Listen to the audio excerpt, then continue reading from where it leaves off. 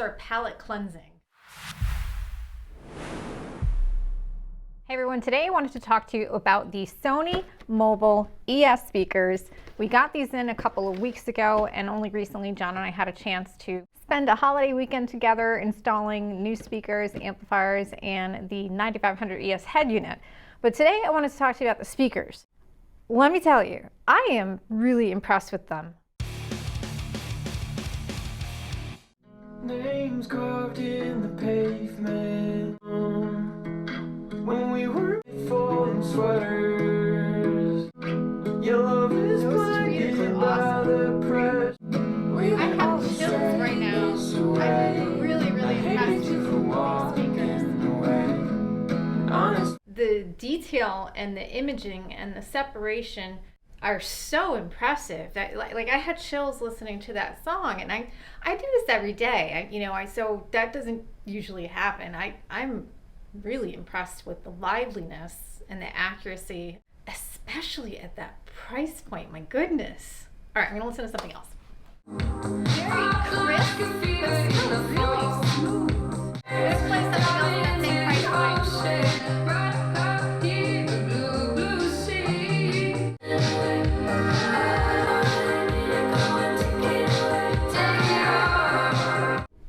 These speakers are palate cleansing.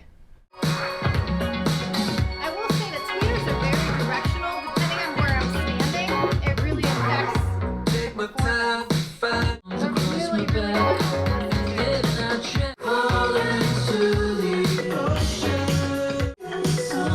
them around maximum muted. Oh, this is always a good one.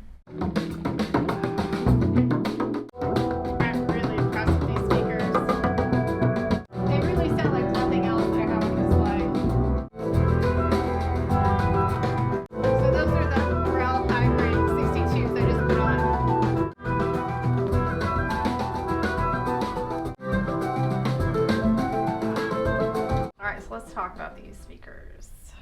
The speakers themselves have a lot of interesting aspects that help to make them so accurate. The actual cone is made of a mica reinforced aramid fiber, which is a synthetic fiber, and the tweeter is also a synthetic soft dome tweeter, but it's huge. I mean, look at how big that is. That is like a 2 1/4 inch, I think. It's 2 1/8. 2 1/8 inches is how big this tweeter actually is. So this is going to work great in a lot of newer vehicles that have those oversized factory tweeter mounts that we see in Subarus, GMs, Toyota. However, if you are working in an older vehicle where you don't have that much room to mount the tweeter, they do include a couple of different surface mount options, which I think are going to work out really well for a lot of applications, mainly because when I was listening to these speakers, I noticed the tweeter is very directional. So depending on where I was standing in the showroom, there's a sweet spot. So even if you have factory tweeter mounts, you might want to use surface mounts or A-pillar mounts. There's a company in Germany that sometimes I order pods from called Valley Car Stuttgart, and they have these directional housings that you could either put surface mount or in the A-pillars, or depending on your application, you may be able to use one of these surface mounts and get a perfect angle. But definitely play around with that with the installation, because it really makes a big difference. The synthetic soft dome material in these tweeters is really impressive. It's very open and airy and clear.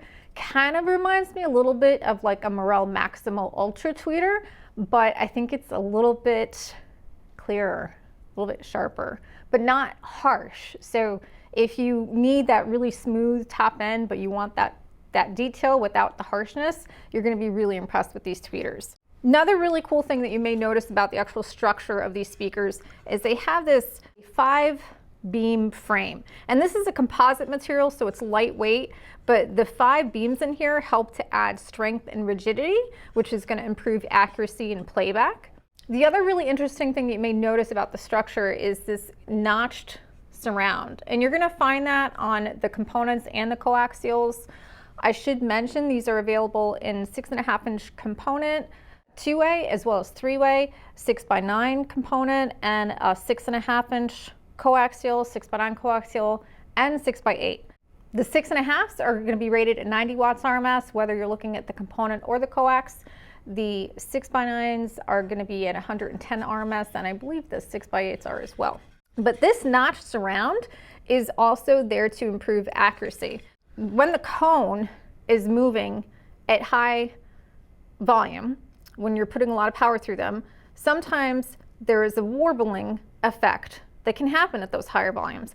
This notched edge in the surround is going to help make it so that even at those higher volumes, the cone goes up and down evenly across the surface, which ultimately is going to improve accuracy, reduce distortion, and improve the quality of playback. Now, another really cool feature that you're going to find in these speakers that you're not going to see in a lot of car audio speakers is they are equipped with an aluminum shorting ring.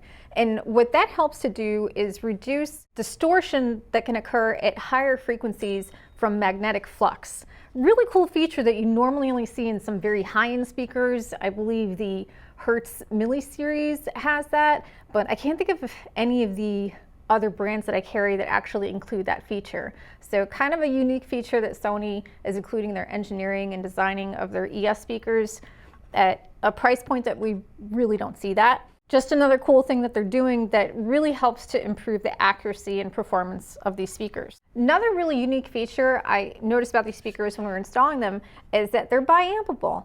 And this crossover is not super huge. This is kind of the size that I would expect to see in a component at this price point, between $399 to basically $499. But I didn't expect to see that you'd be able to biamp them. So if you do want to do a front-only soundstage, that is going to be an option with these component speakers.